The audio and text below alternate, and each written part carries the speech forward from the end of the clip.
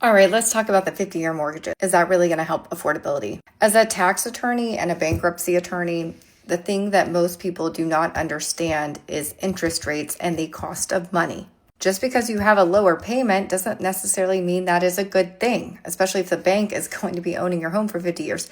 Yes, your monthly payment will be lower, but you are basically paying double the amount of interest. Most mortgages are front-loaded, where you're paying a majority of the interest and very little on the principal. So you're not building as much equity. And I think it's very difficult for many people to understand that are not financially savvy or do not have good, financial literacy to understand a lower monthly payment costs you money. So there is a benefit, yes, which is a lower monthly payment.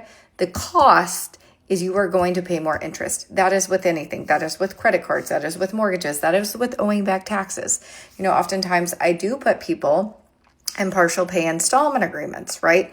I put them in the partial pay installment agreement or a currently non-collectible, and the interest and penalties are accruing, right? But unlike a mortgage, tax debt expires. So what can happen with tax debt is, yes, you have a lower monthly payment. If you make it to the statute of limitations, the taxes expire, and therefore you ended up paying less than you owe. That would not be how a mortgage would work, because the mortgage lender has a lien on the asset and you cannot sell it because it's secure until that lien is completely paid off or the balance of the loan is paid off, right? So there's no chance of outrunning the mortgage lender. They're going to get their money and you're going to have less equity. And I honestly don't think that will help with the housing crisis.